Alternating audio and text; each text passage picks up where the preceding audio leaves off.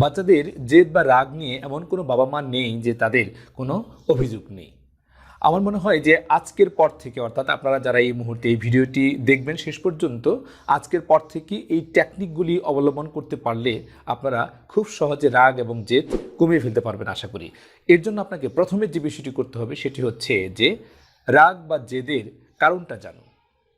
আপনার সন্তান এমনি তো আর রাগ করে না, এর পেছনে নিঃসন্দেহে একটা কারণ থাকে। এই কারণটা জানবার চেষ্টা করতে হবে। এখন আপনি বুঝতে পারছেন যে আপনার সন্তান এই মুহূর্তে রাগ করে সে বসে আছে এবং গাল ফুলিয়ে সে বসে আছে, মনে হচ্ছে যে একটা বিশ্বযুদ্ধ এখন শেষ করে এসেছে।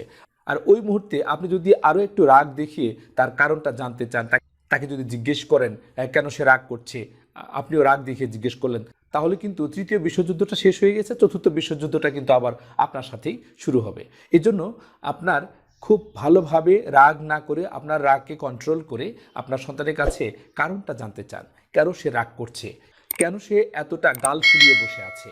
এই কারণটা আপনি জানতে চেষ্টা করুন এবং ফাইন্ড আউট করার চেষ্টা করুন। নাম্বার 2 যে বিষয়টি করতে বলবেন সেটি হচ্ছে যে মাথা ঠান্ডা রাখতে বলবেন। এর সাথে সাথে আপনার নিজের মাথাও ঠান্ডা রাখতে হবে, আপনার সন্তানের মাথাও ঠান্ডা রাখতে হবে। কারণ হচ্ছে যে আপনি হয়তো দেখলেন যে পাশের বাসার কোনো একটা বাচ্চাকে আপনার সন্তান কামড়ে দিয়েছে অথবা খামচি দিয়েছে, যে কোনো কারণেই হোক সে তার সাথে রাগ দেখিয়েছে, কিন্তু ওই সন্তানটি বা ওই বাচ্চাটি আপনার বাচ্চার সাথে রাগ দেখায়নি।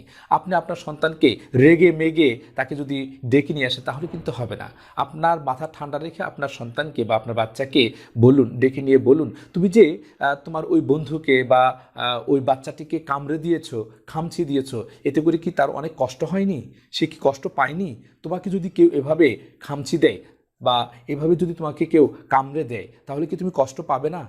এইভাবে আপনি যদি তাকে মাথা ঠান্ডা করতে বলেন এবং যদি তাকে বলেন যে তোমার যখন কামড় দিতে ইচ্ছে করে বা খামচি দিতে ইচ্ছে করে তখন কিন্তু তোমাকে মাথাটা ঠান্ডা রাখতে হবে।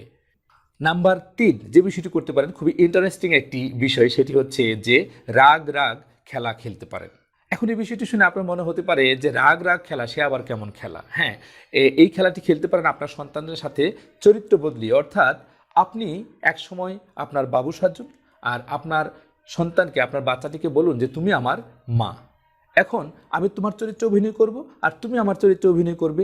এটি হচ্ছে একটা দারুণ মজার খেলা। অর্থাৎ আপনি আপনার সন্তান রাগ করলে যে বিষয়গুলি করে সেই বিষয়গুলি আপনি তার সাথে একটু করতে থাকবেন, আর আপনার বাচ্চা আপনার সাথে আপনি যেভাবে তাকে কন্ট্রোল করার চেষ্টা করেন অথবা তাকে যেভাবে ভালোবেসে কাছে ডাকেন এইভাবেই তাকে আচরণটা করতে বলুন বা তাকে অভিনয়টা করতে বলুন। এটি হচ্ছে রাগ রাগ খেলা। আপনি ঠিক দেখবেন যে এইভাবে প্র্যাকটিক্যালি আপনি যদি কয়েকদিন করেন তাহলে আস্তে আস্তে দেখবেন যে আপনার সন্তান কিন্তু আস্তে আস্তে আপনার যে চরিত্র বা আপনার যে আপনি যেভাবে তাকে কন্ট্রোল করার চেষ্টা করেন সে কিন্তু আস্তে আস্তে তখন তার রিয়েলাইজেশনে আসবে, আসলে তো আম্মু তো আমাকে ভালোবেসে অনেক কিছু স্যাক্রিফাইস করে, অনেক ভালো কাজ করে, তা আমি শুধু শুধু আম্মুর সাথে রাগ করছি কেন, শুধু শুধু জেদ দেখাচ্ছি কেন? আস্তে আস্তে দেখবেন যে তার রাগ বা জেদ প্রশমিত হয়ে যাচ্ছে। নাম্বার 4, তার কাজের প্রশংসা করবেন। আপনার আমার বাচ্চারা কিন্তু দৈনন্দিন অনেক ধরনের কাজ কিন্তু আমাদেরকে করে দেয়। আর ধরেন বাদ দিলাম যে কাজ তারা করে দেয় না, বাট আমি একটা কথা বলেছি সেই কথাটি সে সুন্দরভাবে ক্যারি আউট করেছে, তার প্রশংসা কি আমরা করতে পারি না? অথবা ধরুন আপনি ফোন কল করছেন আর অথবা আপনাকে কেউ ফোন করেছে, সেই মুহূর্তে আপনি ফোনে কথা বলছেন আর আপনার সন্তানটি হঠাৎ করে চিৎকার চেঁচামেচি শুরু করে দিল আর আপনি তাকে এরকম করে যখনই দেখাচ্ছেন বা তাকে চুপ থাকতে বলছেন আর তখনই সে চুপ করে গেল।